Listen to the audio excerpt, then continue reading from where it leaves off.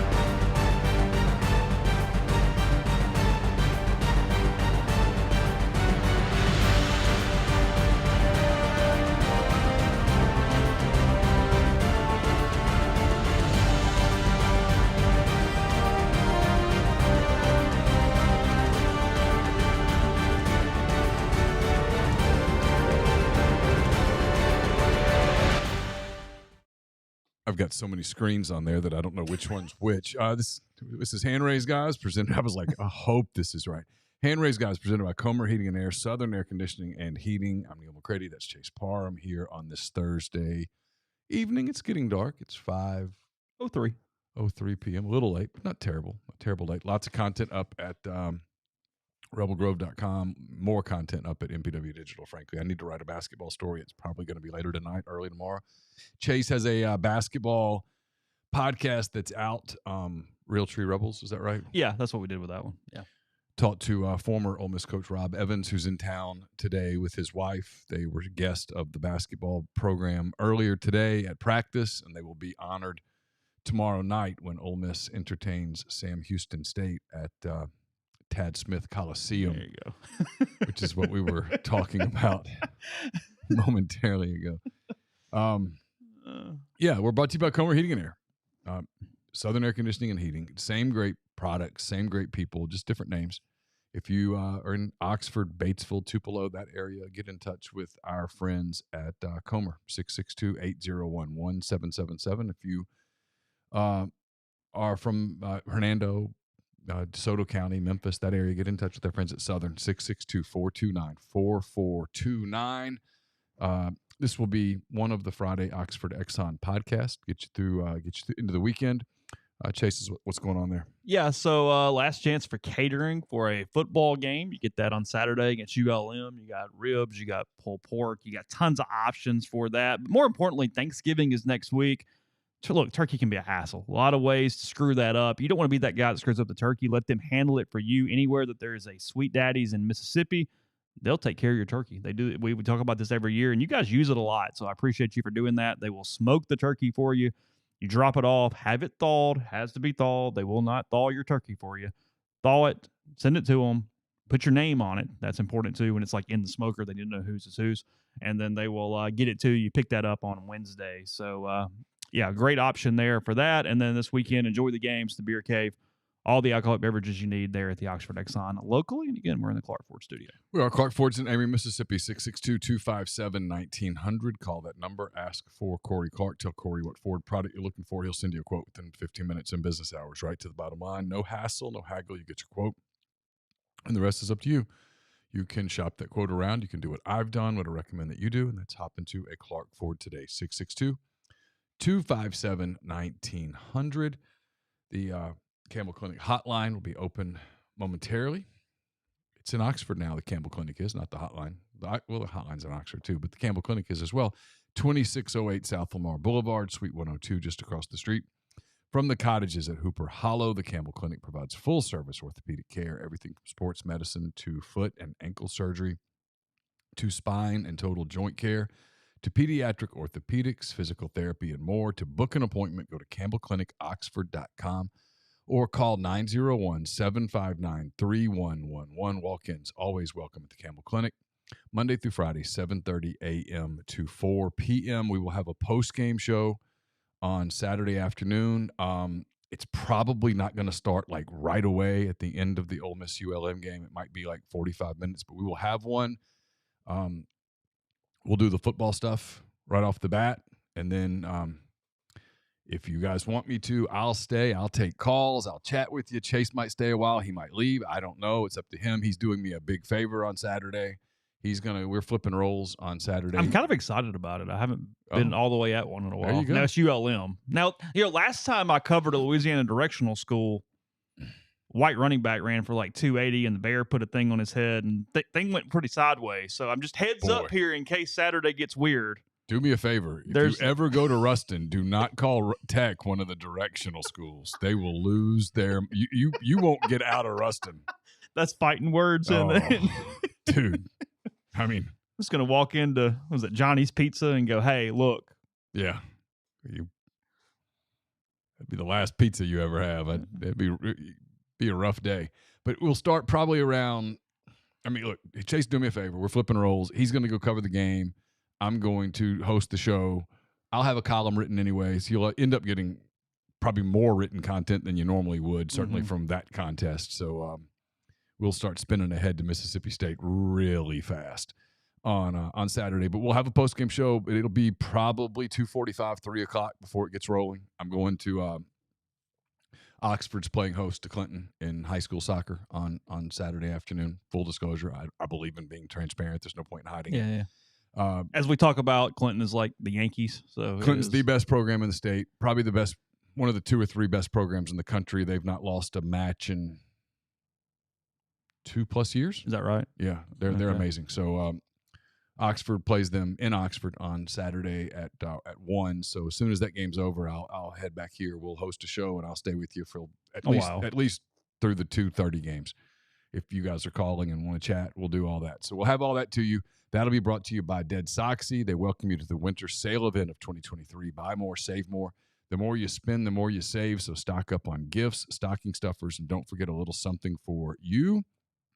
Get 25% off any order, 30% off any order of $120 or more, 40% off any order of $240 or more. Visit deadsoxy.com. Use the code RebelGrove at checkout. Take advantage of this holiday sale. Stock your sock drawers and have a wonderful holiday season. As always, stay soxy. In the aforementioned postgame column, which will be pre-written, Chase will just be responsible for inserting proper score because I will enter a score of 99 to 99 in the copy. He'll just fill that in and hit the play button or hit the publish button. It's brought to you by Whitney McNutt of Tommy Morgan Incorporated Realtors. If you're searching for residential or commercial properties in Oxford or Tupelo, contact Whitney McNutt for amazing professional service and support. Contact Whitney at tmhomes.com or 662-567-2573. A little bit of all sports. Neal mentioned basketball. That's Sam Houston State. Some baseball content coming in the morning, too. I'm going to kind of wrap that up for the week. I did draft guys the other day. That's there. And then kind of a fall recap in the morning. People were asking for it. ULM seemed like a good week to do that. So here we are.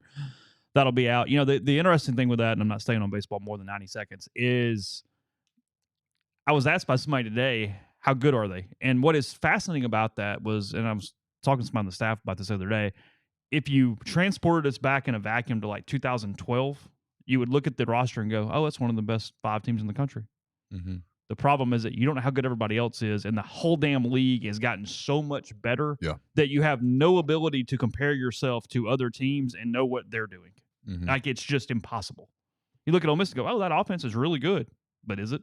Because A&M's offense is really good, and LSU's offense is really good, and Vanderbilt's offense is really good. Yeah. And you go, hell, they might be middle of the pack. And to be a top whatever team, to be a top 10 team in the SEC, you have to be one of the 15 best teams in the country. It's incredible. It's true. It's like softball was when softball finally turned it on and decided to get serious and take over the West Coast and went. Yeah, you could everybody's good. You could tell a coach you're going to be the 8th best team in the SEC this year, and at first he'd be like, "Oh my god." You go, hey, I got a shot at Omaha. But you're going to be ranked 12 and you'll host. Yeah. It's true. Yeah, it's unbelievable. Yeah, it's why now more than ever, if you're one of those people who hang on every pitch of a conference baseball season, even if Ole Miss is much better and competitive, there's going to be a weekend where they just get their ass kicked. I have 2 suggestions for you if that's the case. You really need to get your Twisted Tea. You need to get loaded up on it, and then you need to seek out better help because you're going to need that too. And we're here to help at MPW because you just can't do that. The good teams are going to lose the elite teams are going to lose a minimum of 10 conference games, an absolute minimum. That's my prediction. The best team in the league this year will win it. 19. Oh, yeah. I do not see a 20-game winner. 19-11 will win the conference.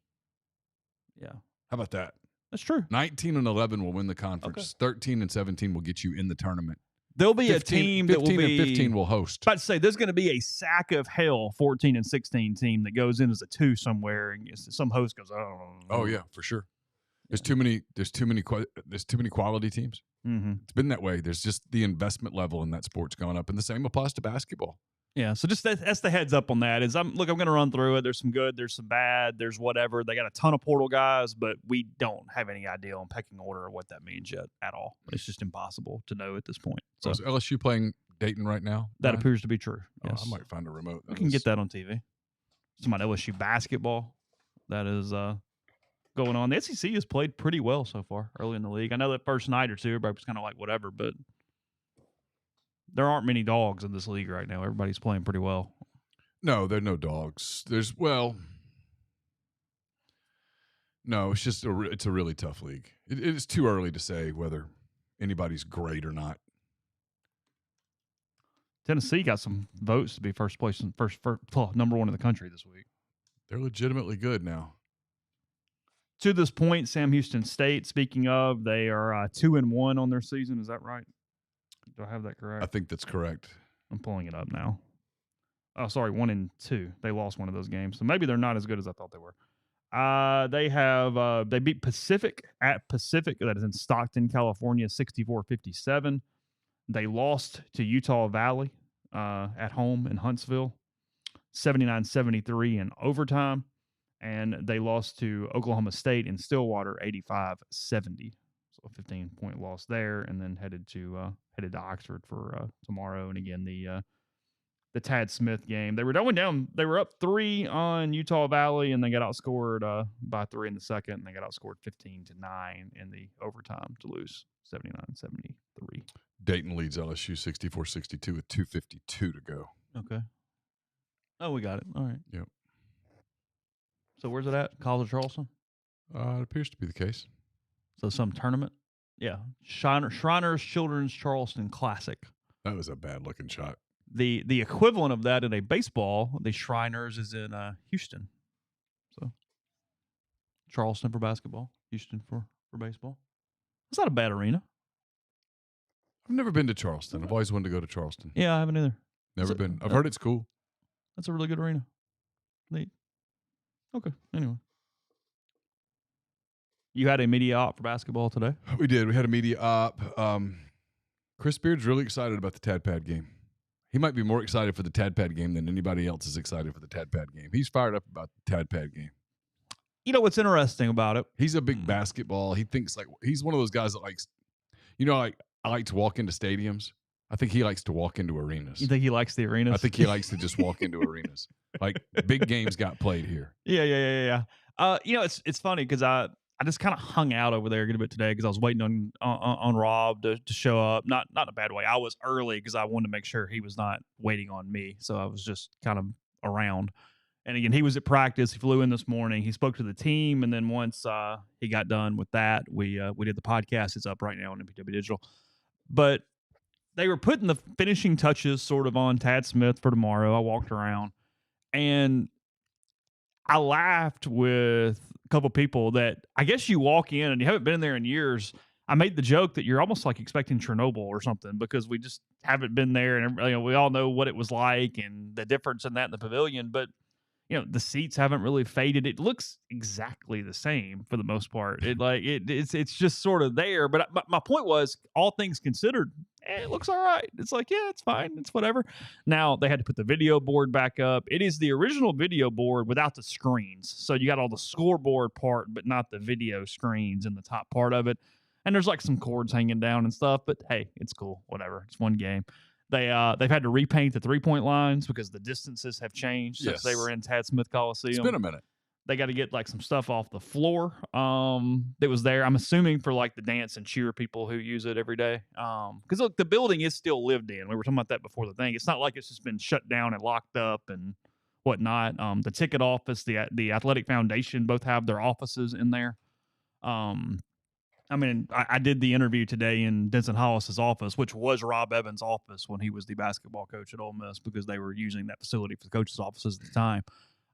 So look, if you're into it, if it's nostalgia for you, if you're kind of excited, you're going to see what you are hoping to see. I guess put it that way. They've got a lot of stuff. C Spire is doing a ton of advertising and things for it. One of the things I thought was interesting that you said was that because of fire codes and stuff, they can't fill it up. Yeah, everybody keeps hearing sold out, but let me clarify what that means. And some people think they're going to have sections roped off. They're not. The entire arena is going to be open. It is general admission. You can go sit wherever you would like to sit. Like, I know people who go, hey, I had season tickets, I'm going to those seats. You will have the ability to do that. But because they are no longer a permanent occupant, once they left and came back, the fire codes have changed. So they can't put 9,000 or 8,600 or whatever the number was inside. I think it's like 4,500, 5,500, 5,000, somewhere in there that they have been able to sell. But it is a hard sellout. They have sold all the tickets. I was told today they have a bunch of people that have been trying to get tickets and haven't been able to get it. So people are excited about the game. It's one of those deals where it never even crossed my mind. It never crossed your mind. You know, if you're around every day, it took like somebody like Beard to go, hey, why not one time for the hell of it? And I know he'd done it at other places, but yeah, because I mean, here's the truth. Look, but he wants to do it annually. He does. So he's assuming the aliens are not coming back to get the spaceship. It's been here this long. If they do, then you'll file an insurance claim and you'll move on with your day. Oh, and look, I fully expect it to be Ole Miss UAB next year in the Tadpad game against AK. It sounds like it. I think they honored Rob this time. They'll honor AK next year. They'll do that. I fully believe that to be the case. They have rolled the red carpet out for Rob and Carolyn and their family. They have a lot of people coming in town. They're doing a lot of stuff. They got a reception tonight for him. They opened up a practice today for people to watch. They were doing a second practice at Tad Smith today. They've been practicing at Tad Smith all week for sight lines and trying to get used to the facility and things. I was laughing today because, you know, Sam Houston saw it on schedule and went, oh, what's that arena? Oh, the Pavilion. That's cool. And then they go, no, you're doing this throwback game thing. You're going over there. You're playing next door. Like, that's not what you're doing. Well, it's there, funny. Bearcats. Matt Morrell was in there today. We talked to him, and he was talking about how this is so special to play in the Tadpad. And someone asked him, have you ever been there before? And he goes, well, yeah, like we practiced. I was like, no, did you ever go to a game when you were a kid or whatever? He's like, no, I've never been. So he had not been in it since. No. And again, it's like, it's been like, was not hard for me. I've kind of laughed about it. It's like we are now romanticizing this building that was a problem for the basketball program. We are romanticizing, not we, the people that are whatever are romanticizing an era. Yeah. That and we talked about today. And memories. Because it's around my age people. It's like you came up, Rob got there at 92. He wins the West back-to-back years in 97 and 98. Rod was able to continue that for a couple years into the Sweet 16 and 01. It's that period of time when at no point in Ole Miss's basketball history had they been any good at all. Right. Their only NCAA tournament berth at that point was when they won the SEC tournament in like 1980. Prior to Rob. 79 or 80. Yeah, whatever it was. And they lose in the first round, whatever. Yeah. Whatever they did. Until then, it was a dead-end job. Nobody came to the games. They had Tad Smith. Even at that point, the facilities were poor in the early 90s. Yeah. And he was able to build it with a lot of work, frankly, it's not the same. But in a way, kind of what Lane has had to do from a chemistry standpoint and understand the type of player that you can get. Yeah. Because you were never going to go out and go, hey, I'm going to go beat Kentucky for a bunch of recruits. It was, okay, how do we get some guys that are going to be system guys, are going to get a little older, veterans, tough guys, and you end up with Keith Carter and Antu Cisse and some of those guys who built into what it became at that point. So yeah, it's I think what tomorrow night is going to be is more of a celebration of an era that at least showed Ole Miss basketball, even though it has not been obviously year in, year out competitive in tournaments since then or anything, that there was kind of a birth there and a rising and made people get excited about basketball for really the only time in the modern or really the era period prior to that. So I think that's what you're going to see tomorrow. I mean, he said when he got there, 900 people at a game, like nobody. And then, by the time he left, he goes, there's lines out and they're lined up. And he's like, I remember taking pizza and trying to feed the students before the game and keep them all engaged and the whole deal. And it shows you two things here. And then I do think the troughs are still in the men's room. I did not go in the bathrooms, but that probably is accurate. Listen to the podcast. He tells a ton of stories. If you're interested in that era, he talks about how he got Ansu and Keith and goes through their recruiting stories. He was really, really good. Mike White. Yeah, right. Mike. I mean, and frankly, even, one of the things that nobody really talks about that today would be a huge story. He leaves for Arizona State in 1998. The AD of Arizona State was Kevin White. Yeah. So the father of one of the players on your team hires away the head coach while Mike is still a player on that team. Yeah. So it's just something that you kind of go, oh, wow. Yeah, that's something. That's kind of interesting. Shall I talk about the Valpo game?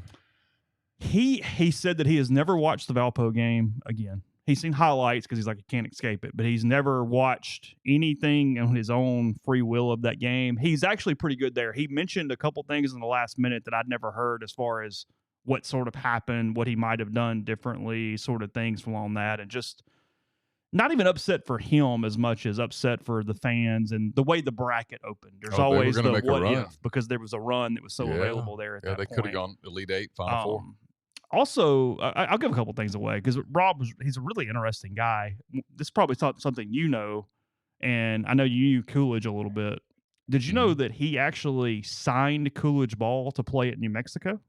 I did not. When he was an assistant at New Mexico, he signed Coolidge. Coolidge shows up, goes for the summer, gets homesick, and they let him out of his NIL, and he transfers to Ole Miss. Really? I did not know that. So he actually had known Coolidge from way back in the day because he recruited and signed him. It has hit me at a couple of the early games not seeing Coolidge there. Yeah, it has. It's been one of those reminders of don't take things for granted, because he would always say hello and kind of just a gentleman.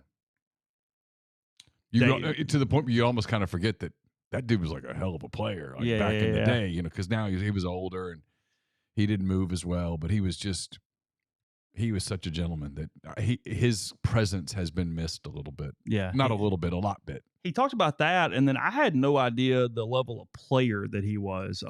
It's worth listening, given for the story. So he was some level of All-American in junior college. The connection that got him to Ole Miss in some ways was he was a junior college basketball teammate of Gerald Turner, who ended up chancellor at Ole Miss, obviously, and hired him. But he was a very successful player in New Mexico in college. They made the NCAA tournament twice while he was there. They got eliminated by Elvin Hayes in Houston his junior year. And his senior year, they made the Final Eight, and they got beat by Kareem and UCLA. Oh, wow. He said there's a pretty good photo out there where he's shooting over Kareem during that game at that point. So that was that. When he was Lou Alcindor. Correct, yes. Mm-hmm. And then he was drafted by the Colt 45s, who became the Astros, as a baseball player, and he signed a free agent contract with the Oakland Raiders. So it tells you what type of three-sport athlete Rob Evans was. Wow. Yeah, drafted in baseball. John Madden came as a Raiders scout or coach to New Mexico looking at players. They told him that Evans was the best athlete on campus. He had him run the 40 twice and signed him as a free agent. Really? Yeah. What a life. Oh, I mean, it's just, dude, I mean, I got to talking because I had told Rob, I was like, 30 minutes. And we're at like 55. And I'm like, I've got to let you go, but I just got questions. And he just kept rolling and kept rolling and kept rolling. Wow. I didn't know any of that. Yeah. What a life. Tons of stuff. Mm-hmm. What kind of baseball player was he? I mean, obviously good enough to be drafted. Good enough, yeah. I mean, he said he had a chance. He goes, his mother basically told him, look, I get they got plans for you, but you're going to college. Nope, no way. Yeah. If they still like you, you'll be there. His parents were not even high school educated, or at least his mother. I'm not 100% sure. He told me, but I don't recall exactly what he said. He was one of 7 siblings, and all 7 siblings have college degrees. Wow. Yeah. How about that? Mm-hmm. That's impressive. I remember when he got the job, and it was like a coup to get him. Yeah. He had recruited a long time in Mississippi when he was at Texas Tech. He was at Texas Tech for 15 years and was assistant. Uh-huh. And he kind of had Mississippi as his territory. Yeah. And he knew just enough to kind of wanted, even though everybody told him not to take it. Everybody told him not to want it. Everybody told him he would never get out of there alive. Yeah, that he couldn't win there. Yeah. No one had won there. Yeah. That was true. Yeah. Eddie Sutton got on him hard about it. You can hear it in the podcast. Like, basically, he called Eddie to go, hey, I'm going to take this job. And they were like, no, don't do that. Yeah, I mean, I get it. I mean, there were people who told Andy Kennedy not to take the Ole Miss job. And that was way better than it would have been when Rob was trying to decide what to do. Well, yeah. I mean, Rob had won and Rod had won. Yeah. And then it had fallen apart again. Yeah, sure. And there were people that were like, you can't. It doesn't work. You cannot do it there.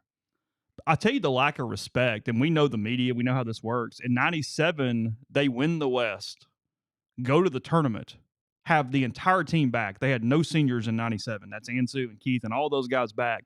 In 98, they were picked last in the West again. Really? After winning the West, they were picked 6th. Because they lost to Temple in the first round. That John first Chaney's year. matchup zone Temple team. Yeah. Back when Temple was when John Chaney had Temple going. Yeah. They were good. Yeah. It was an 8-9 game. And then the next year was Valpo. And they were a 4. They won 27 games in the regular season. Lost to South Carolina in the SEC tournament semis. No idea. When Eddie Fogler. Yeah, it was Eddie Fogler was at South Carolina. They were good. Okay. Yeah. Yeah. I don't know. Yeah. And then Rod got them their first ever NCAA tournament win. The next season, they beat Villanova. Yeah. And then lost to Cleves and Michigan State.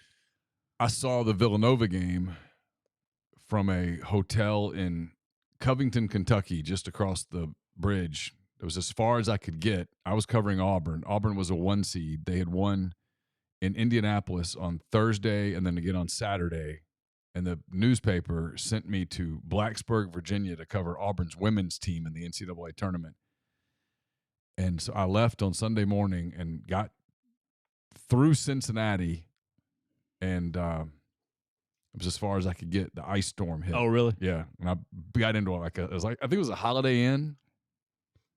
And I was the only guest at the hotel. Seriously? Yeah, I was the only one. You got all the service. I mean, whatever you need. There was nowhere I could go to get food. And I was like, is there anything I can do? And they're like, you can go in the kitchen. They could not have been nicer. But anyway, I remember that afternoon. They beat Villanova. Well, I think, they had beaten Villanova on Friday. Okay, and so they played Michigan State. That afternoon, I saw them lose to Michigan State. They actually played Michigan State really well. That was Mateen Cleveland. I think that's who won the tournament. I think they did too. Yeah, I think they actually, in 2 of their 3 losses under Rod, got beat by the team that won the tournament. Because didn't Arizona win it 0-1? Yes. That was Richard Jefferson and all those guys. Yes. And Ole Miss played them well in the Sweet 16. That was Luke Walton, Richard Jefferson. That was that bunch. Somebody else. There was a guard. There was another guard on that team, and I can't remember who it was. And then I saw Arizona in 2003 when they beat Kansas. Kansas was loaded. Nick Collison and all those guys. Arizona knocked them off. It was Miles Simon.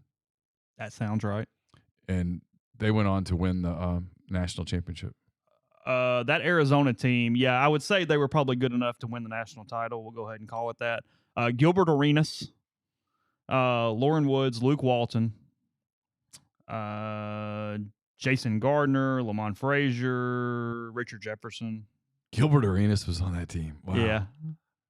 They're all right. He played forever in the league. Yeah, they're all right. Yeah.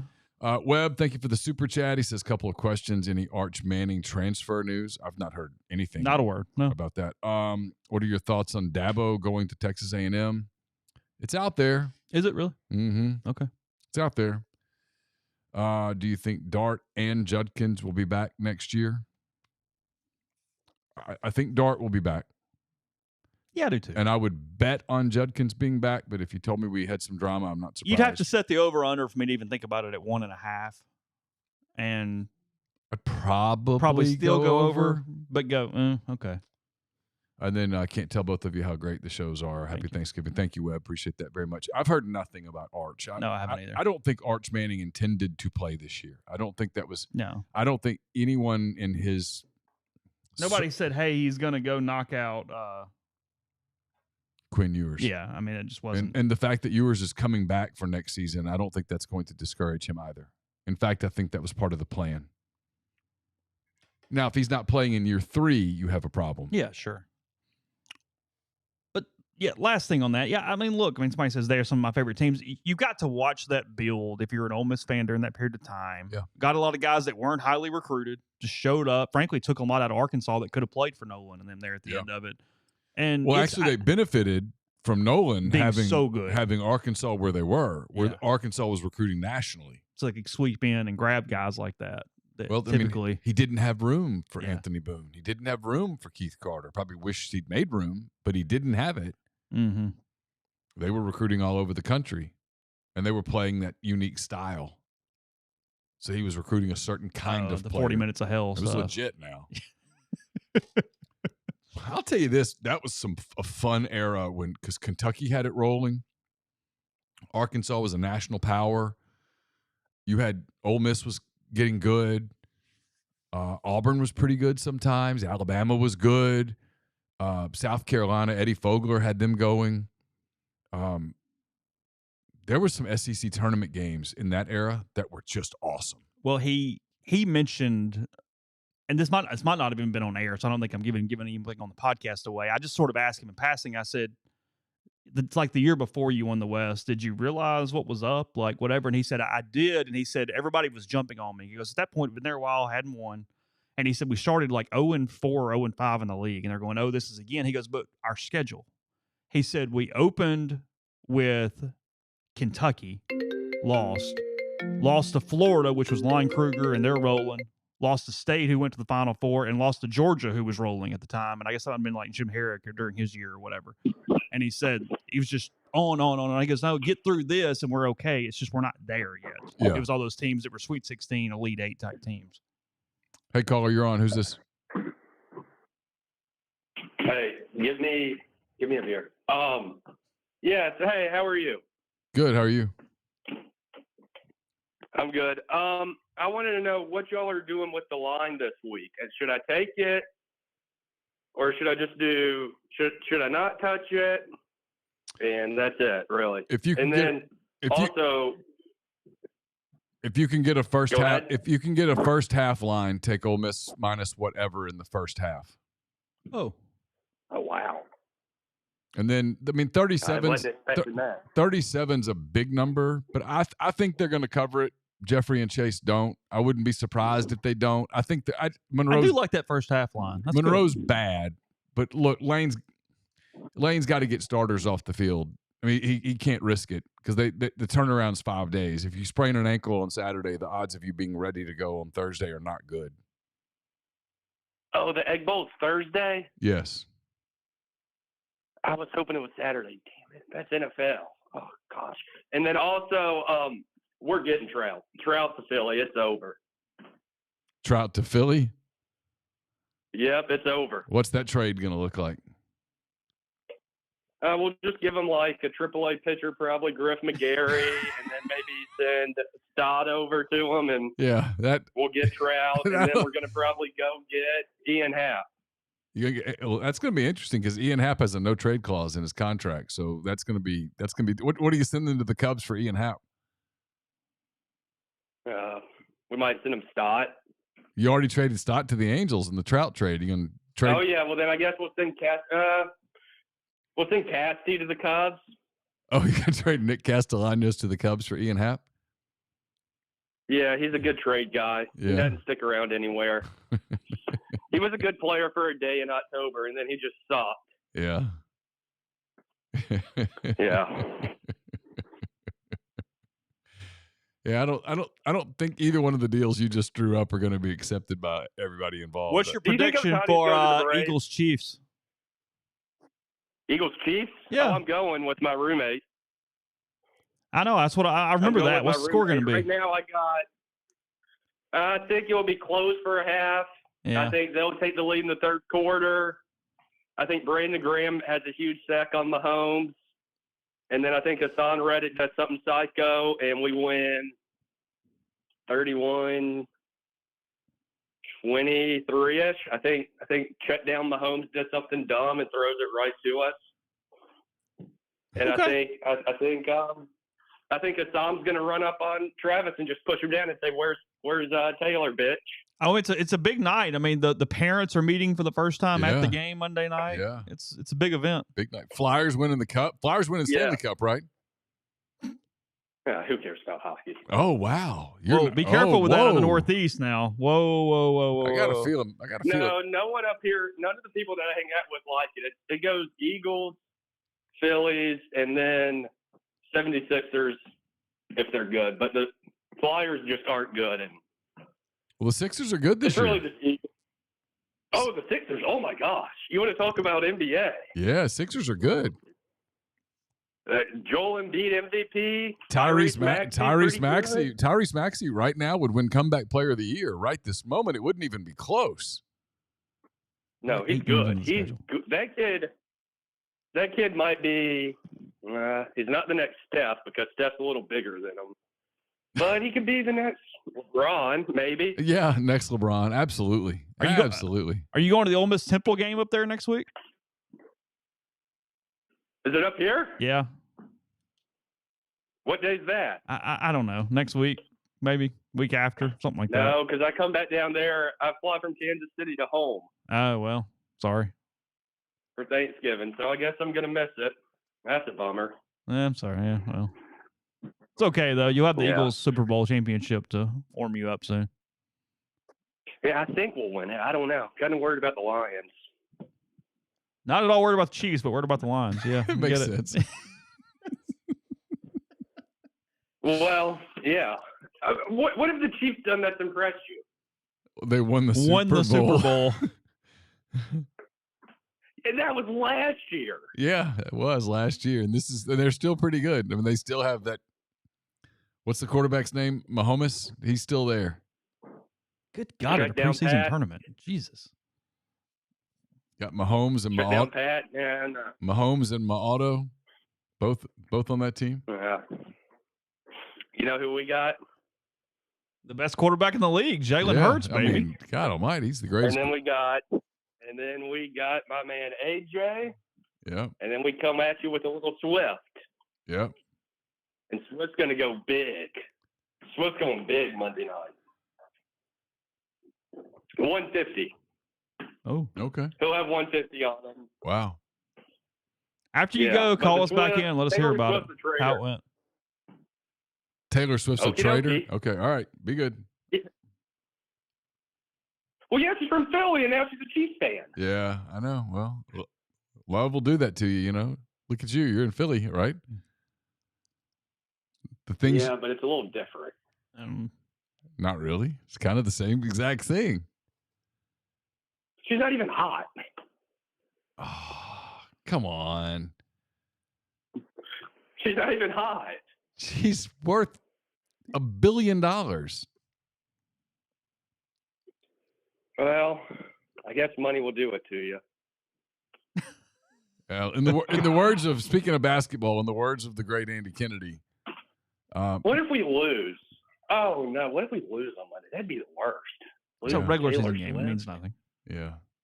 Be okay. No, it means something because then Dallas is back in the race. Yeah. Yeah. Oh, gosh, if Dallas wins the division. Trauma. You have to watch Dak celebrate.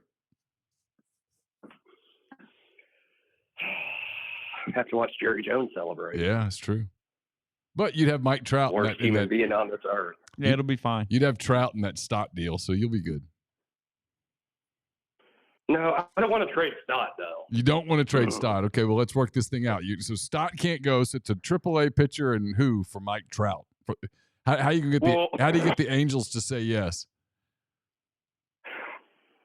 We could go bomb. I don't think that's going to get it done. We could go bomb. We could go wet bandits. Bomb and Marsh plus Griff McGriff. Yeah, I think it's going to take a little more than that to get Mike Trout. I don't think so. Our GM's the best person in the world. And He's Griff not even the best McGarry's GM in his own division. Who is?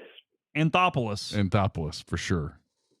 How have his teams done the last 2 Octobers versus us?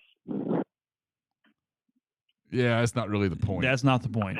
Which, if you had to bet on one team long term, you wouldn't even think twice about it. You're like, oh, Braves. No. Braves are totally built for success. The Then tournament, why are they succeeding? because the tournament's a crapshoot. It's about you just want to you want to get there every year, and they win the division every year. They'll win the division next year. I'm not even a Braves fan. I doubt it. All right, I got the Mets winning it next year.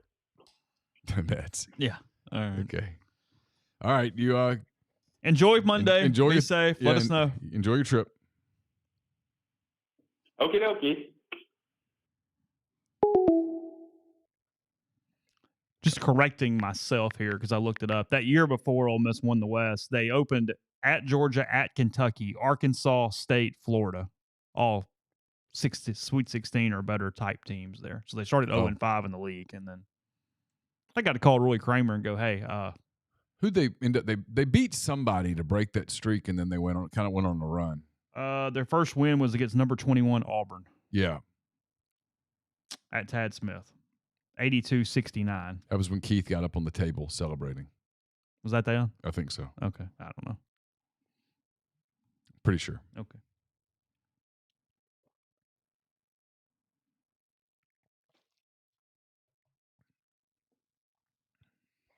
There was something in the thread I was going to address, but I Yeah, can't remember now. I can't remember. It went fast.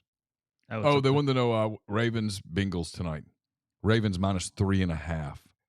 I like the Ravens. I think I like the Ravens, but man, it's a division rivalry. They typically play close games. I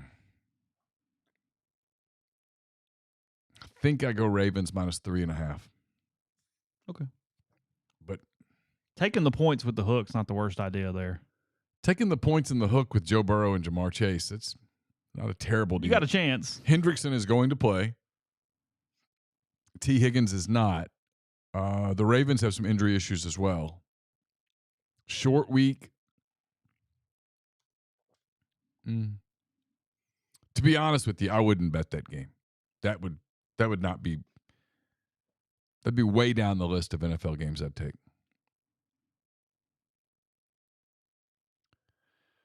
Reg Size Ben says, my daughter told me Chris Jones's kid goes to New Albany Elementary. The little girls are freaking out that his dad knows Travis Kelce, not that he was the highest paid DT in the National Football League. Yep. Knows Travis Kelce. God. That's funny. That is funny. I guess it's not a gimmick. I guess it's a real thing. It does appear to be real. The parents are going to meet. Because we had to do that at a Monday night game. Oh, of course. Need to get that on television. Couldn't have done that on a Wednesday at the Kelce household. No. Had to do Cooked that. Some meatloaf and had to sit made down. a few Tom Collins and made it a night. Tom Collins. I hadn't had a Tom Collins in. I don't know that I've ever had a Tom Collins. I don't even know why I said that. It's probably been 30 years. So you've had one. Yeah, back in the day when I was bartending. Was that a trendy cocktail back in the day? Yeah. I'm not even sure I remember how to make one. Take a guess. You got any idea? It's vodka, sweet and sour.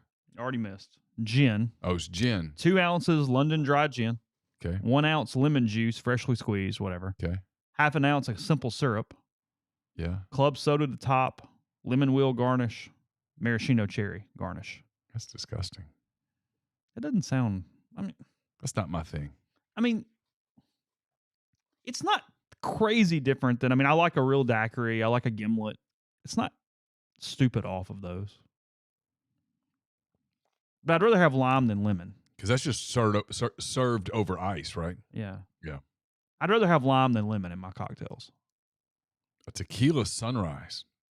That's tequila, orange juice, and just a dash of grenadine. A John Collins is the exact same thing, except make it with bourbon instead of gin. Oh. So we're doing lemon and bourbon. With simple syrup. Simple syrup and soda? Yeah. Yuck. Get an old-fashioned most places. You're getting that. Club soda. The orange sun-kissed. Oh, once I see that, I'm like, no, that's not what I ordered. I ordered an old-fashioned. Not that.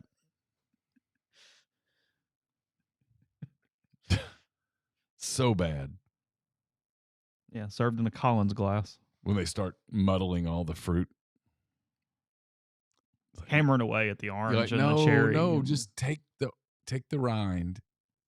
Express it. Yeah, that's all you got to do.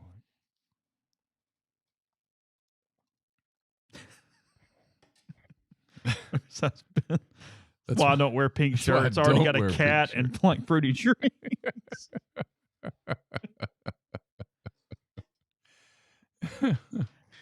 I mean, Leif has a good point. If you're not 100% sure about the bar, you order a beer or a neat cocktail or on the rocks. Yeah, yeah. They can't screw that up. Mm-mm. Just take something and pour it in a glass or hand me it is as it is. So you have a big cube? All right, I'll have that. One of those. That. Nice and just forget. Stop thinking. You want me to put some water in that? I do not. Nope. just keep it easy. So did LSU lose? LSU lost on a 3 with about 4 seconds left. Okay. Is Dayton good? These are questions I don't know the answers to just yet. Okay. We're about to watch North Texas and I don't know. Yeah, I don't know either. Towson? Houston and Towson is Houston and Towson. I know who I like in this Charleston does look cool. I mean, the town's They keep showing awesome, the town. apparently. It looks pretty cool. Yeah. I like Houston's chances against Towson. I would think. Feast week. I mean, did you see the Maui lineup? Who all's over there? No. They were showing it earlier. It's a loaded basketball tournament. I mean, it always is. I understand that, but it seemed to be even more so than usual. Let's see. The bracket for 2023. Sure. Oh, wow. I don't care. Okay. Stop. Just give me the bracket. It is. They make this harder than it should be. That guy in the background has no idea that the camera is watching him just crushing his fries one by one. Tennessee, Syracuse, Purdue, Gonzaga, Kansas, Chaminade, UCLA, Marquette. Ooh, it's pretty good. A lot of teams there. Yeah. And those are the games. It's Tennessee, Syracuse, Purdue, Gonzaga, Kansas, Chaminade, UCLA, Marquette to open. And then they bracket off from there. Do you remember Chaminade's big upset? No. You're too young. Who did Chaminade get? Chaminade knocked off the number 1 ranked team in the country once in that tournament. Oh, in Maui. In Maui. It's a team led by an All-American center named Ralph Sampson. Oh, really? They beat Virginia. Okay. That was a big deal at the time. Monumental upset at the time, yeah. So was Chaminade always in this tournament? Yeah. Okay. They're the quote, host team. Okay. Helps the RPI a ton. I mean, yeah. Gets that bitch going. Yeah. Okay. That was back in the glory days of college basketball. Ralph Sampson played at Virginia for 4 years.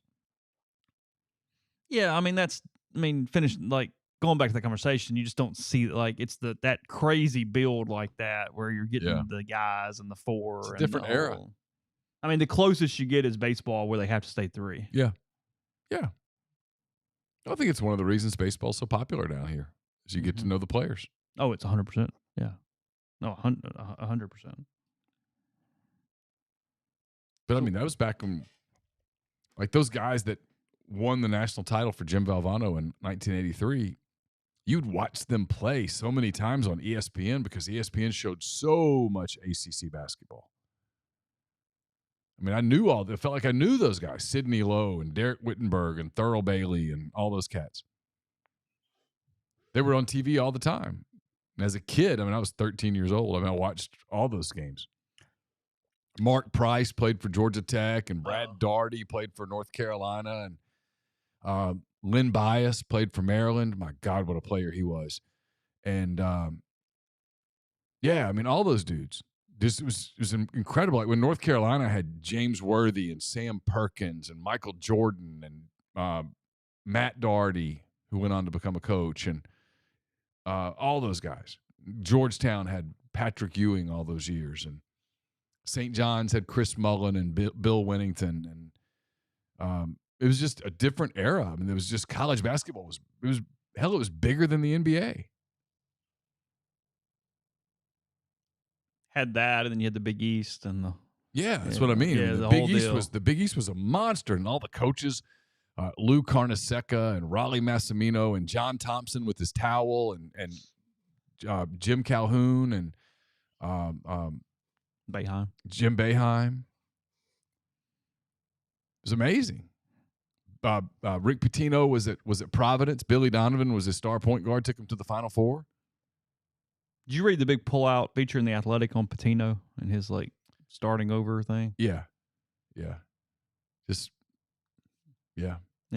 Anyway, but I mean, he was at Providence, and Billy the Kid was his guard. And I mean, it was just a different era. You were glued to it. You got to watch those guys 20 times. the John Thompson thing is interesting because a lot of people carry towels, but he was the guy that carried a towel.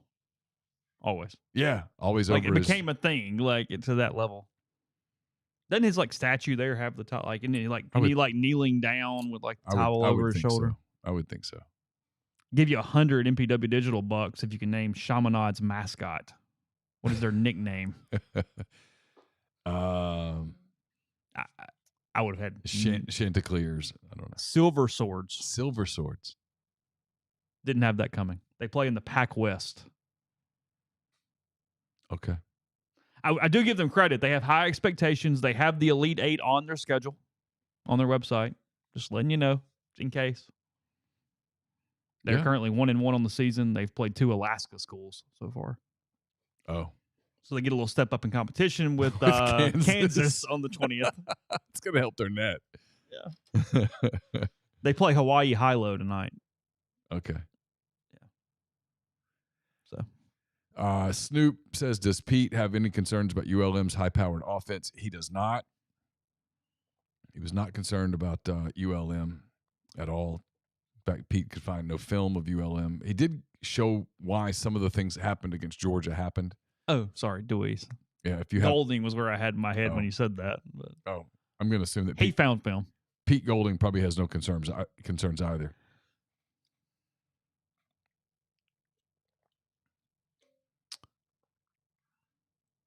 What's the other question?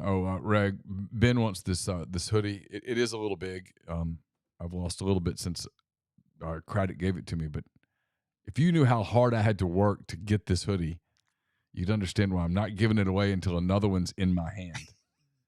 You have to have it replaced. I'll have to have the smaller size in my hand, and then I will give you this one. Okay. Yeah, John Thompson put a towel over his shoulder. Jerry Tarkanian chewed on the towel. Yeah. The entire game. Tarkanian. What an era. That was just such an era of college basketball. Hey, who do we have?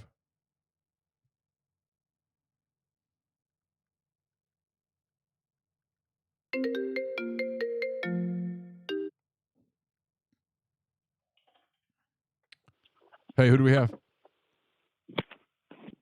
Hey, you're on. Hello? Hey, you're on.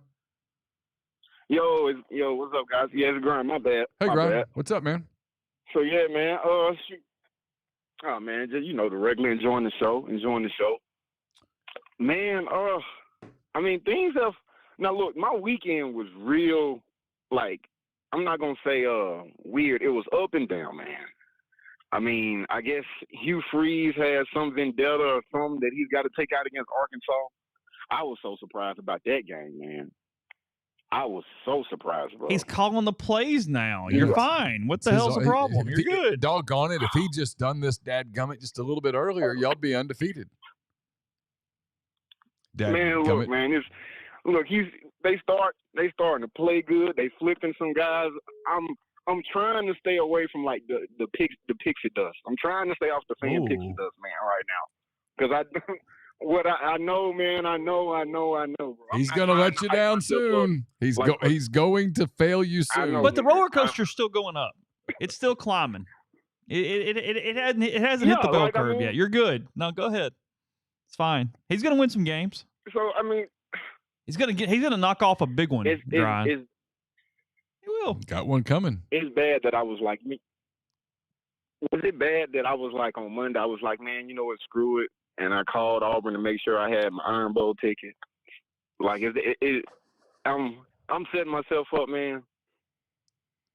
Oh, they're going to play out of love, not hate. What kind of money line do I have to give you to bet on Auburn to beat Alabama on that Saturday? What kind of money line? Yeah, like if I give you 300, would you take it? No. Plus 300. No. I'm not. No. I probably need double that, to be honest with you. Oh, you need if I'm you need some 6 or real 7? money on it, I'll probably do that. Hey, y'all want some Hugh Freeze trivia? I need at least. Come on, man. I'll give both of you some Hugh Freeze trivia that you don't know. You know this famous speech before the 2012 Egg Bowl where things were really vitriolic between Ole Miss and Mississippi State? They were. And Hugh Freeze delivered the speech about play for out of love and not out of hate.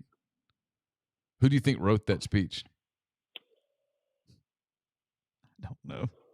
Do you think Hugh Freeze wrote that speech? Was it?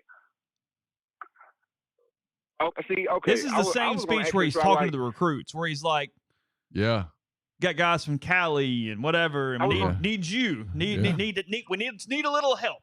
Isn't that right? I know who wrote that speech. Do you think it was? Do either one of you believe? Do either one of you believe Hugh Freeze wrote that speech? Well, I definitely don't now, even if I might have then. You're correct. He did not. I think it was you. It was not. No, it was not me. No, I think it was you, Neal. It was not me. But I know who did it. I do know who did it. So that was set up for the week and play. Like that was the one. Yep. Did he come up with we're going to lock the gate and pick a fight in Austin? I don't know. Okay. But he did not come up with that speech in 2012. That was delivered for him. Really? Yes. So he memorized it. He did. Okay. Well, he got Chat GPT now, so I mean, we all good, man. You know, I mean, halftime of the Alabama game in 14, he told him to make sure they got out of the way when the goalpost fell. He did, and not let it fall on them.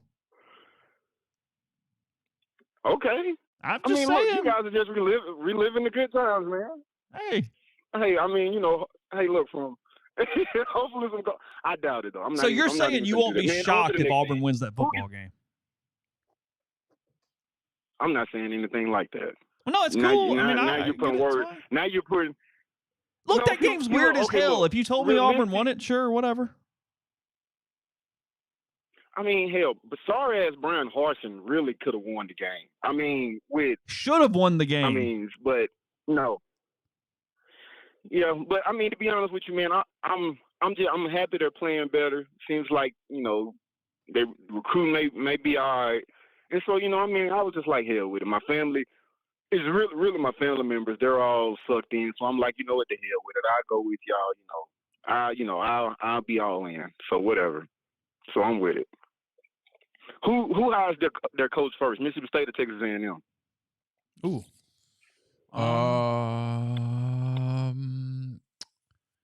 I think A&M wants to move really fast. If you told me that A&M had their coach a week from Monday, I'd buy it. Does Chadwell have to wait for the CUSA title game or whatever they're in? Assuming it's him. So y'all really think Chadwell going to State? I think he's the favorite right now. I think that's who has the most juice right now. Really? Yeah. Hey, look, if they land Chadwell, congrats to them. That's you know, from what I was expecting them to end up with. I mean, damn. I would suggest to Jamie Chadwell to have some patience and at worst end up in Columbia here soon and have the chance of ending up in Clemson. Yeah. See, that's what I was thinking. Does Clemson just go get Tony Elliott? He's actually done a good job at Virginia. I mean, he would be a candidate. And they like that in-house shit now. Now look, I'm gonna believe Dabo to leaving Clemson when I see it. Me too. Some of this feels like but Chadwell, I mean, even in 3 years, I mean, sure, it ain't like go anywhere. If I'm Jamie Chadwell, I do not take. Let me reiterate: I do not take the Mississippi State job. I just don't.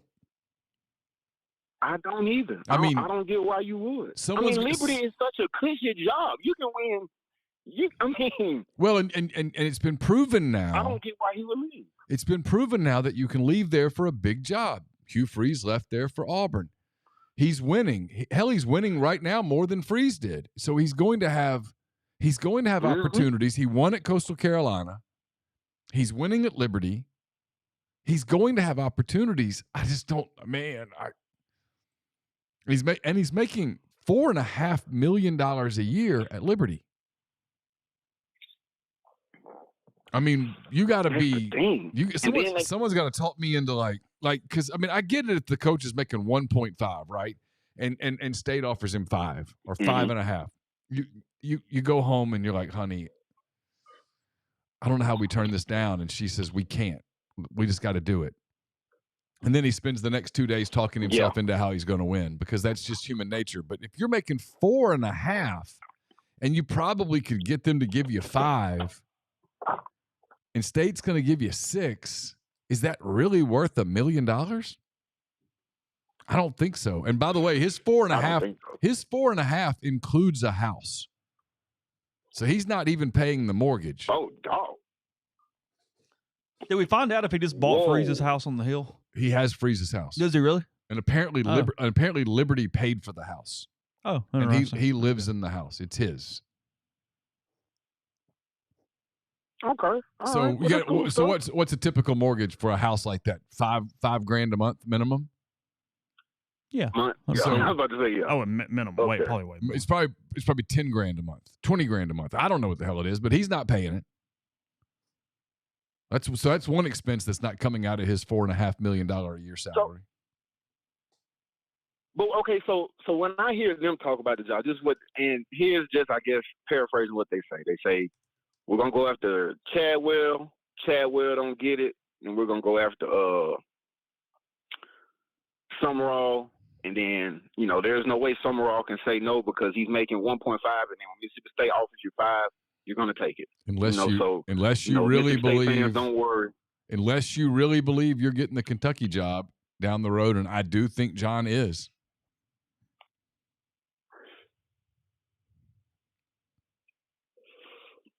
Man, well, okay, so you think you wait for the Kentucky? You think you wait on Kentucky for Mississippi State? Is the difference in those jobs that big to you? I think if I asked 100 coaches, you can have the Mississippi State job or you can have the Kentucky job, and that's all I'm telling you. I think at least 80 would say Kentucky.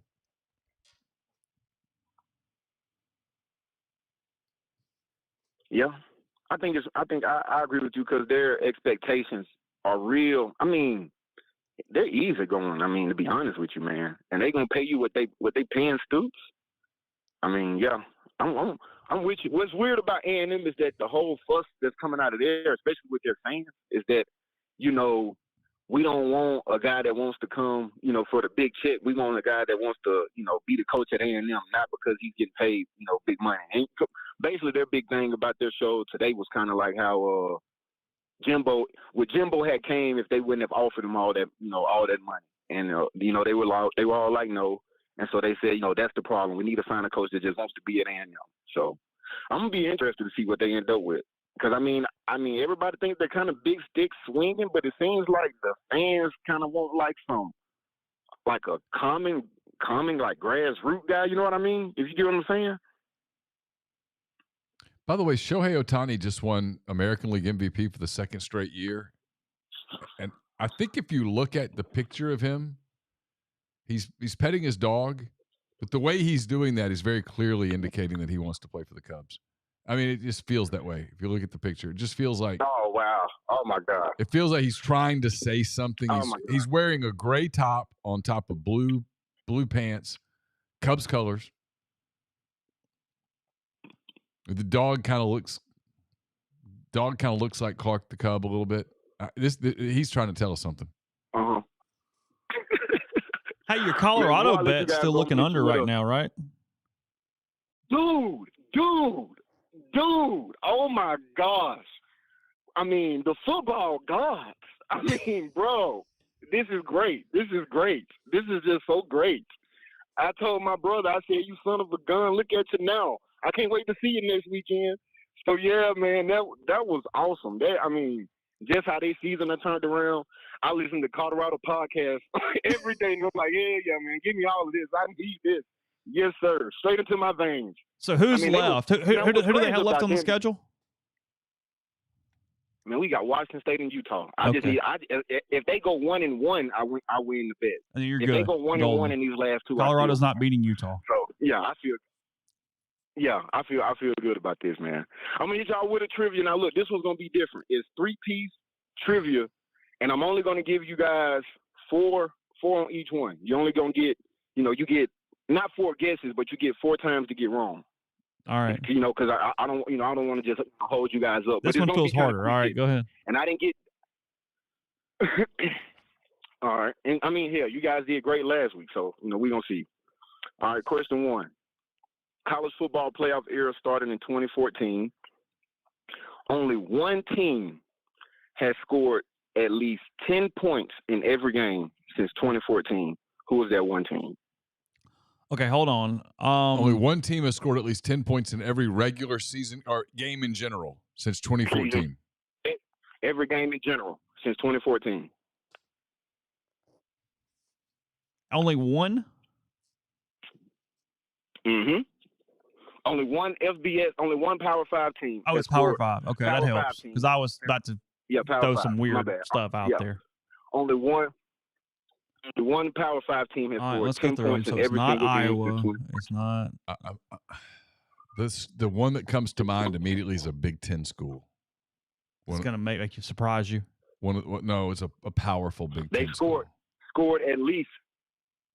So you're thinking Ohio State. Make sure you guys are hearing me right. They've put up at least 10 points in every game. So in every game since 2014, since start of the 2014 season to now, they've scored 10 or more in every game.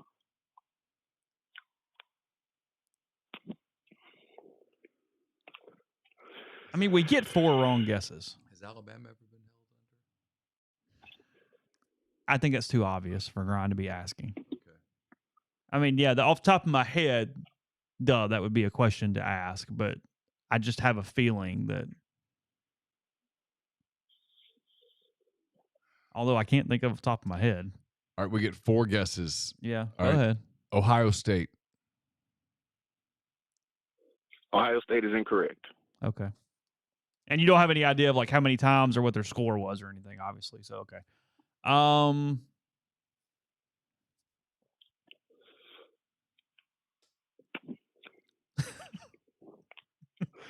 God. I mean, this is one of these where I could guess 25 different schools.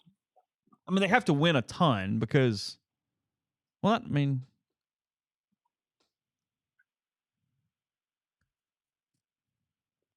almost feel like they have to be in a conference though where you're not facing tons of defenses where you're going to run into a bunch of problems, right?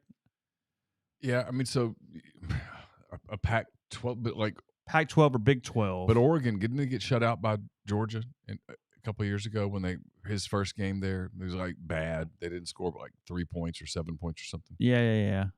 God, I don't know. I'm trying to think. Because I know South Alabama handled them like Oklahoma State, who just runs up points every week, and you go, okay, maybe like whatever. But they just got held. Yes, Oklahoma State only scored 7. Yeah, that's what I meant. Yeah, I'm saying like they've had that kind of They got held to 3 last week. Yeah.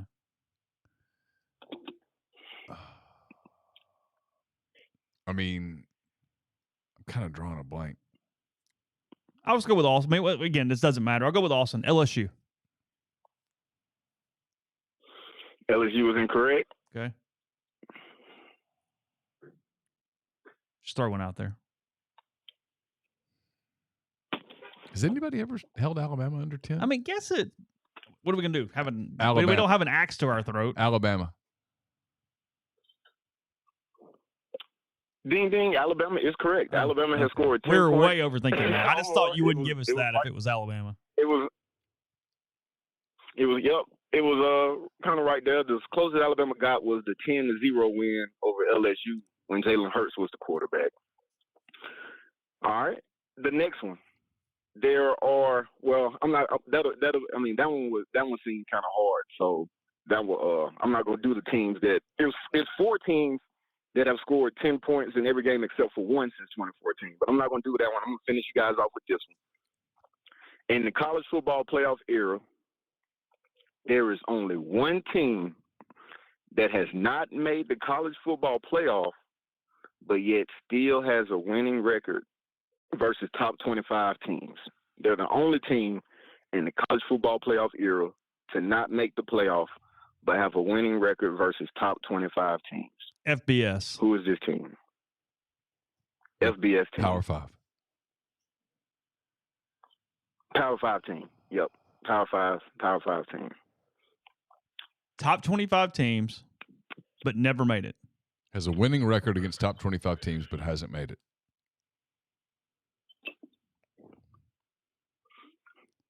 I mean, there aren't a ton of teams that have made it, frankly, but I mean, frankly, Oklahoma State was one of that's the first where ones. That's where my head went. I'm fine. Go ahead. Oklahoma State. Man, Neal, you're hot, man. You're right. There you go. Oklahoma State is 25-20 versus the top 25 since 2014. They beat Kansas State and they beat Oklahoma this year. They were 23-20, so now they're 25-20. There you go. And they have not made the college football playoffs. Neal watches so much college football. He puts it in his veins for 14 hours every Saturday grind. I mean, this shit is paying off. Not at all.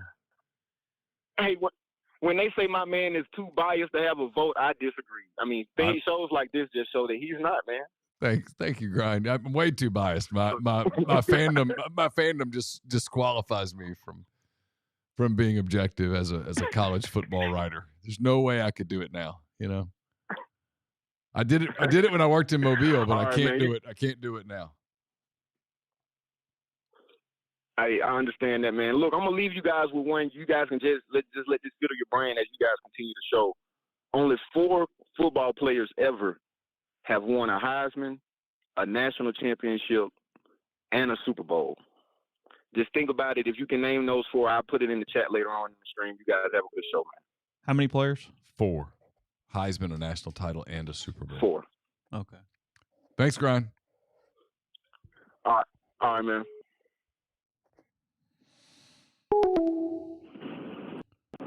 Hey, who do we have? Corey from Amory. What's up, Corey from Amory? How are you? Good, man. What's everybody talking about tonight?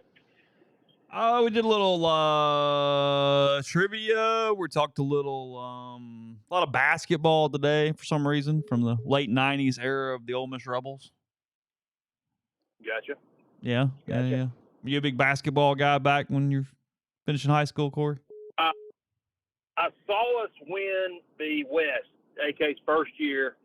Was the first ever game, not AK's first year.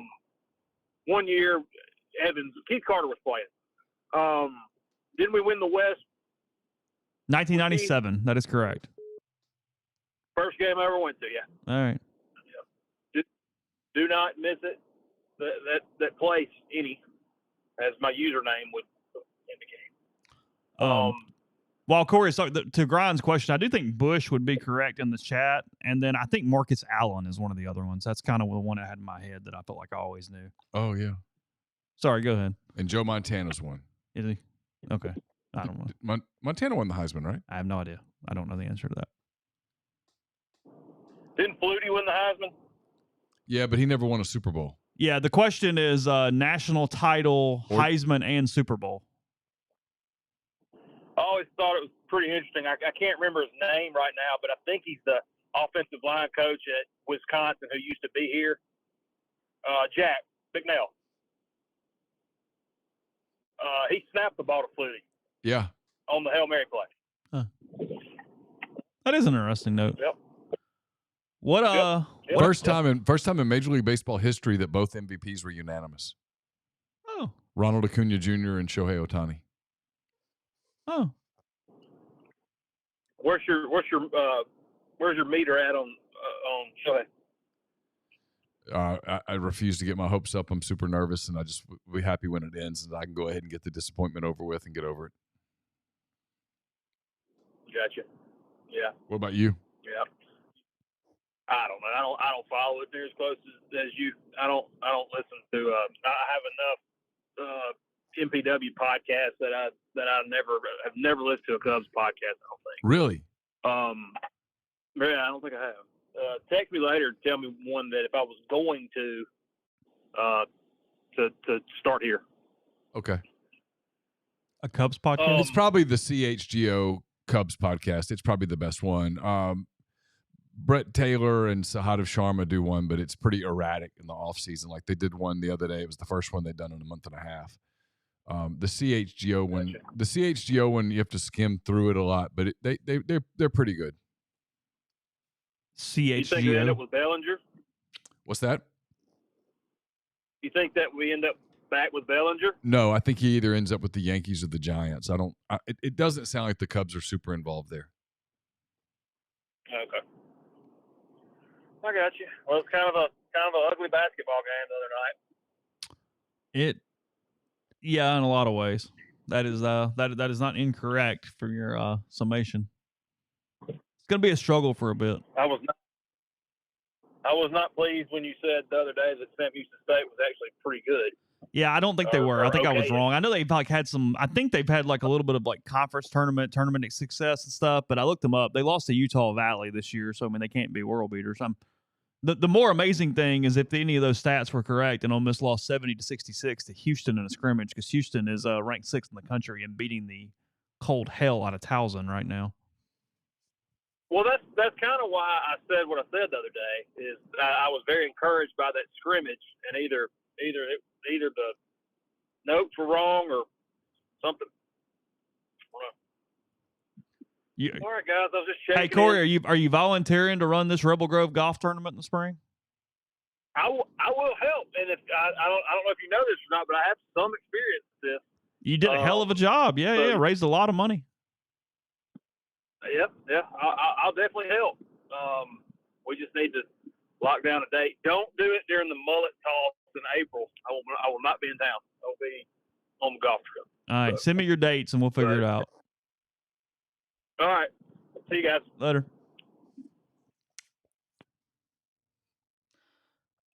Detroit Mercy was Detroit College there for a while, but I don't know when they actually changed their names. Answering a question in the stream. I looked that up while I was sitting there because I was just curious if Ole Miss was losing the game, what exactly that was, what the situation was there with that program and university. It's a Catholic school in Detroit. Oh, okay. They had a Olajuwon's kid on the team. There was that. They did.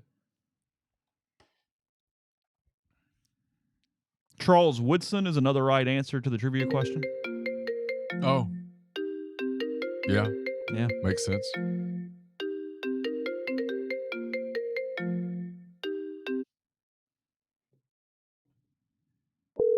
I hit the wrong button. Sorry. Try again. My bad. When it pops up like that, it's like crazy. I'm going to have to reset it. I know how that works. Oh, really? Yeah. Okay. When it happens like that, well, maybe not.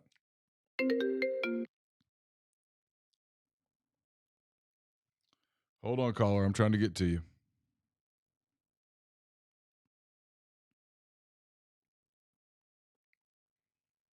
Yeah, it's goofy. All right, let me do that. Austin, thanks for Super Chat. Since I can't call because I'm driving, I'll ask my question here. Any chance A&M Texas gets the Thanksgiving slot over the Egg Bowl? I know a lot of people at Ole Miss that would like the Egg Bowl on Saturday, and Texas A&M Texas does seem to have a traditional feel on that. Yeah, that would not shock me at all for moving forward. Go ahead, caller. You're on. Now, it's not next year. I think they are locked into one more no matter what. Is that right? I think. Okay. Someone told me they didn't. Okay. We'll look it up. I don't know. Hey, caller, go ahead. You're on. Hey, it's Steve from Greenville. Just a quick question. Do you think this is going to be Hugh Freeze's last head coaching job? He's going to end it at Auburn, or does he go somewhere after Auburn? In general, no, he'll have another one. Yeah, he's still young. He'll probably have another one. Now, if you're saying is he going to elevate into something higher, this is his best. You think it's his pinnacle? Yeah. Well, I mean, I kind of hate to say it, man. Right. To say it's his pinnacle, you have to say he does better than 2 Access Bowls at Auburn. He's already done that. Oh, it's true. Because pinnacle doesn't mean how far it falls. It just means what was the tip. What was the highlight? Yeah. It's his Mount Everest. And one more question. I was listening to Bo Bounds this morning, and he said that if Leach was still alive, State had won 8 games. Get y'all's thought on that. By the way, I think Tony Dorsett is the right answer. Is that Dorsett? I'm thinking about it. He won with the Cowboys. He won the national title at Pittsburgh, didn't he? And he won the Heisman. Okay. Bo wants to say anything that will get attention and can be a little pro Bulldog, so I'm not shocked by anything you could tell me from the lifestyle down there. I don't think that team was winning 8 games. No. They have major issues. I mean, 8 games. They're not getting to 6. You got to give them 2 more. Yeah. LSU beat them by 50. They weren't beating Alabama. No. I mean, A&M just beat them 51-3 after the opening kickoff. I haven't heard from Bo Bounds in a long time. No, it used to be sort of in our ecosystem a little bit, Yeah. and it no longer is. Good for him for keeping it going, though. Oh. I mean, kudos. Hey, who do we have? Chugga. Yeah. Hey, you're on. Who's this? Hey, this is Christian from Oklahoma City. What's up? What's up? Thunder up. Yeah, they're looking pretty good. Yeah, they look good. I wanted to ask. I know this is a little jumping the gun because we have to beat the esteemed Louisiana Monroe Warhawks as well as State. But how do you feel about Lane treating the bowl game like a video game this year? Like, is it going to be worth the trip going down there to see us? I know where we're going and all that stuff, but is he ever going to treat a bowl game seriously, or does there have to be something at stake? Like, I'm kind of hoping we get Texas so he doesn't want to lose to Sark, but like, is there a chance that even at 10-2 we're playing video games? I thought he would have played a normal game had Corral not gotten hurt in 21. Yeah, for sure. Last year, they just had fallen to Texas, and he didn't want to be there, and it was just whatever, and it did not matter to him. I thought the Sugar Bowl, he was fairly locked in to try to win a game. He was. He wanted to have the first 11-win season in program history. That was a stake that he felt. Neither he nor his team wanted to be in Houston last year, and the team they were playing against was fired up, and so they got their ass kicked, and that's just bowl stuff. This year, assuming they're 10-2, I would think he'll really want to win the bowl game to get to 11-2. Just to win a bowl game. Would he be more fired up for an Access Bowl than the Citrus Bowl? I don't know, maybe, but no, I think they'd try to win. Last year was. They didn't want to be there, and Texas Tech did. And you have to, like I said, there's always 2 sides to the equation, right? It's not just about one team. It's about the other team as well. It's like the Arkansas thing that happened last year. Ole Miss was flat and kind of distracted in the first half, and Arkansas was locked in and completely present, and that's what happened. It takes 2 for that to happen. So I think they'll approach the bowl game pretty seriously, but look, if you're in the Citrus Bowl and you lose it, does it really matter? The answer is no. So I don't know. He might take some chances. Yeah, that makes sense for sure. I mean, I'm considering going, so I'd love to go and see us win, and so like I just want him to care about it. But Texas or Penn State will keep his attention more than some other teams. Yeah, if he plays Texas in the Cotton Bowl, he'll be locked in. If he plays Penn State in the Citrus, he'd probably get kind of locked in. The Iowa thing would be interesting because what if we get like Louisville and the Peach? You won't go to the Peach. I mean not Peach. I'm sorry, it's I meant Orange. Okay. You can't do. And you won't. Yeah, you could. If he plays SMU in the Cotton, he'll be a little less interested. Yeah.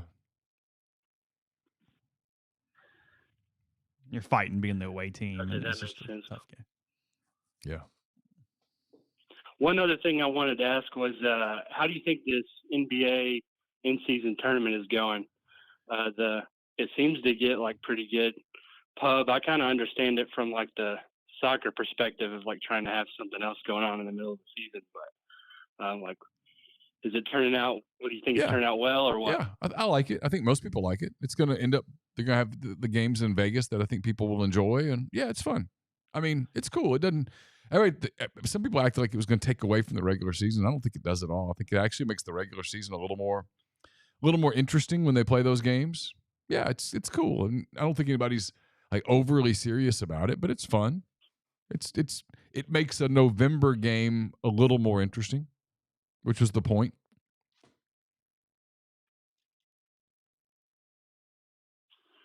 Awesome. Well, thank you guys. I'll hang up. Appreciate the call. A couple of super chats.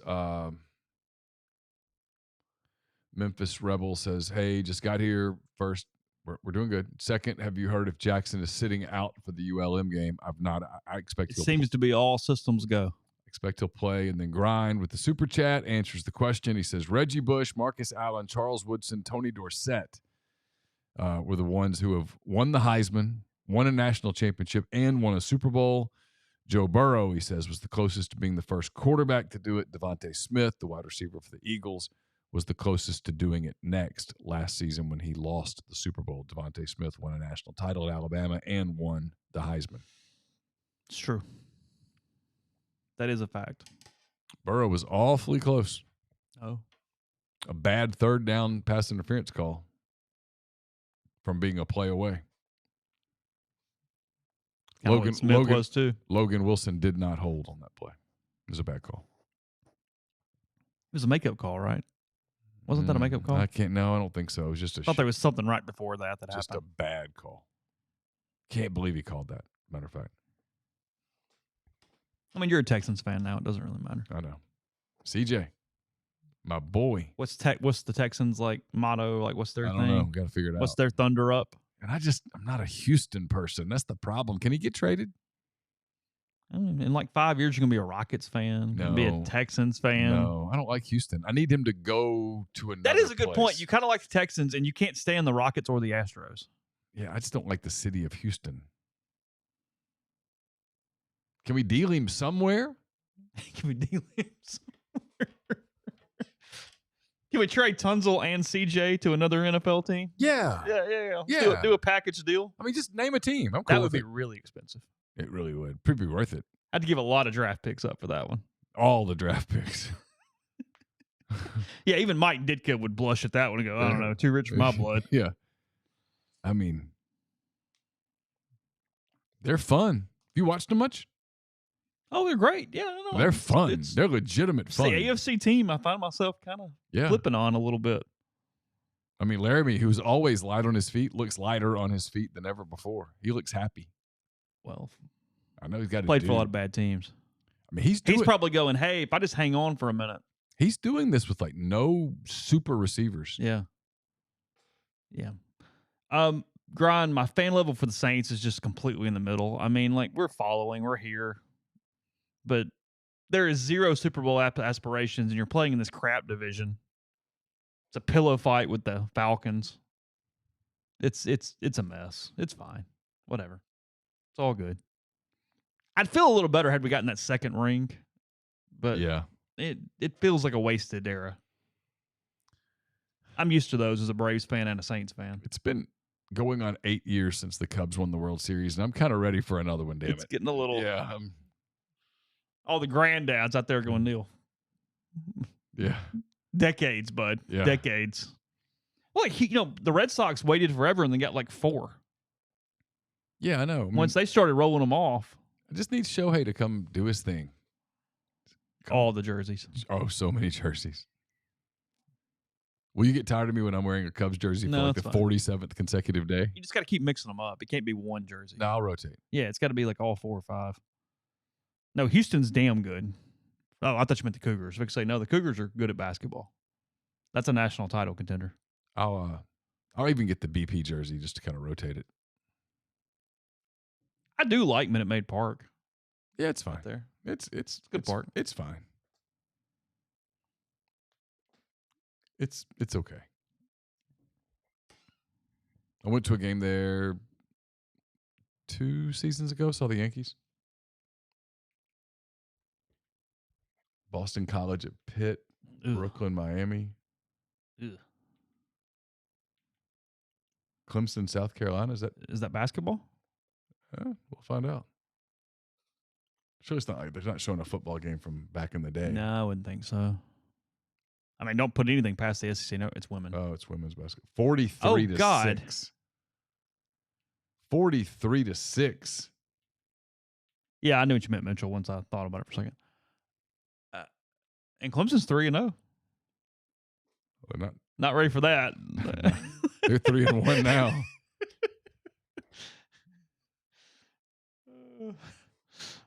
Jesus. Not much longer, I'll tell you that.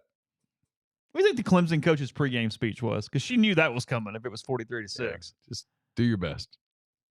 Don't quit. This is the pinnacle. It's what we're trying to get to. So you're going to see that tonight. It's going to be a barometer tonight. Hey, Coach, we got a long way. Hey, Coach, we need to adjust our goals. Hey, pull out the goal sheet because we need to come up with some new ones.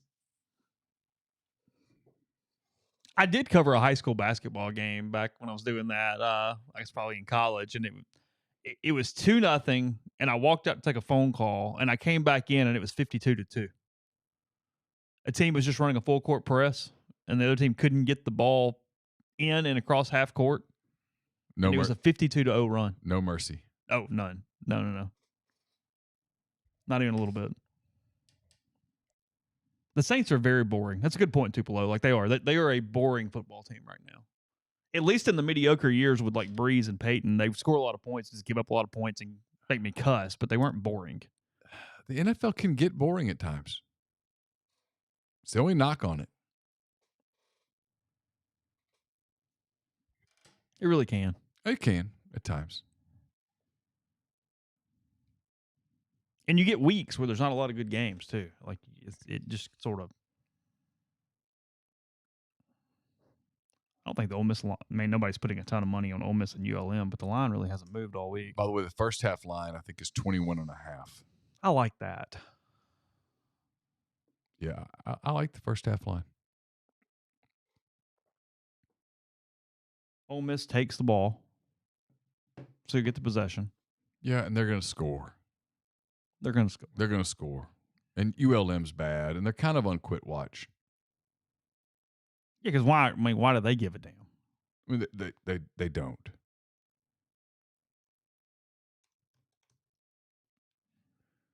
Yeah, 30. It opened at 36.5, and now it's at 37, so it's done nothing. The over/under is 63.5. State line is bumped up to 14.5. The over/under 46. I'll see what games are coming up. Well, Thunder Warriors tonight. Not till 9. That's good though. You go to soccer, get back, and it's on. Yeah, I guess. Are you staying up? Probably. No Curry, no Draymond. No, and I get to sleep in the morning. That's true. Because we don't podcast. I need to get up and write basketball, but I'm... What are you writing? You writing about the Bearcats? I guess I'll just write about the whole Tad Pad thing. Okay. I probably could just put Beard's PC up and let him do it himself. I mean, so it wasn't an indication the other night that he actually feels like a Cisse ruling is coming. I don't know. He mentions him. He never mentions... By name. Murray never comes up. He never mentions Murray. That's what I was thinking. Yeah. That was kind of my point. I agree. What are the Thanksgiving games, NFL? Lions play, obviously. And the Cowboys play, obviously. What's the night game? I don't know. Let's pull it up. I got it. NFL schedule. This is week 11, so that's week 13. No, it's next week. It's week 12. Right? Yeah. Dallas plays 2 Thursdays in a row.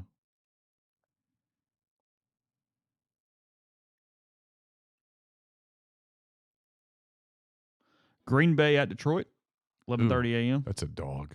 Washington at Dallas. It's kind of a dog, too. The Commanders, they're pesky. 7:20 49ers at Seahawks.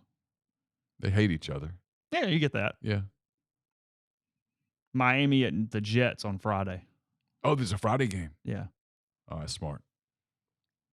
Oh, the NFL has decided they're not just giving days away anymore. You no longer get your day if you were another sport that always had your cute day. No, they've gone from king to dictator. Yeah. Yeah. They used to be very benevolent and go, okay, that's fine. No more. Go ahead. No. No, they'll play games on Christmas Day this year too. Yeah. Christmas is on a Monday. I don't know. Yeah. So they'll just play the one game. Okay. It's not the Sunday where they just give you the complete finger. Last year they just told the NBA, yeah. losers. Well, and they even put like a pretty good game too, like just being assholes. Yeah. It's like, okay, yeah, sure. So like next year when Celtics and Lakers, huh? Cool. All right. Next year when Christmas is on a Tuesday, they'll be okay, NBA, have your fun. Yeah. Do your thing. Yeah.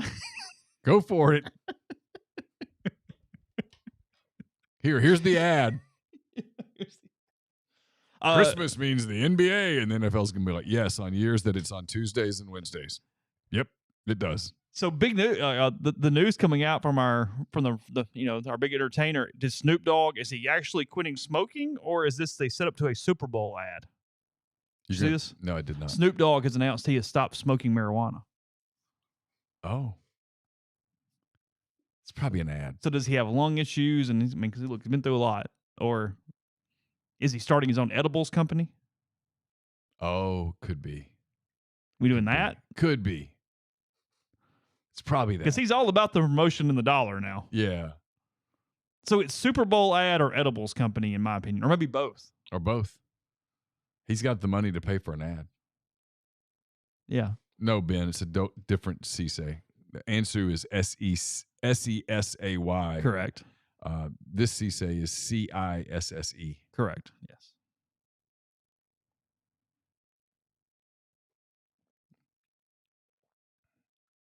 Yeah. It's interesting. He ain't saying he ain't gummies. It's gummies. Got to be. I don't know where Ansu is now. We had him on the show a few years ago when we were in Jackson. Oh, yeah. He was on with us. Didn't he do like an assistantship or something for a little while? Yeah, he was here under Kermit. Yeah, I don't know what he's doing now. I don't know either. That was kind of, when we'll go full circles, we're about to close. That was the thing with Rob that he talked about was how many of his players have been pretty damn successful in most things. Like, it's been a lot of coaches. Anthony Boone's at UCA. The JUCO level, you got multiple guys he coached. Flanagan's done a good job. Like, they've got guys that have done a lot of stuff. And that, obviously, Keith and Mike. And sure. Yeah. Yeah. The obvious ones at that point.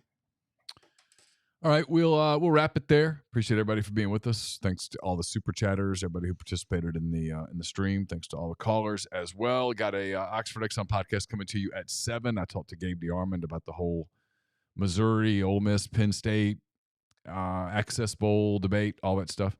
That's there, and then our weekly visit with Ben Mintz of Barstool Sports. So it's a smaller Oxford Exxon podcast extra edition, but it's there for you. It'll air at 7, and then we'll put all of this up in podcast form over the next few hours, get you ready for tomorrow. And then, like I mentioned, we'll have a post-game show on Saturday afternoon, a little later after the game, probably 30 to 45 minutes after the game ends, assuming it ends at 2. I would assume we'll be rolling by 3 p.m., hopefully a little before 3.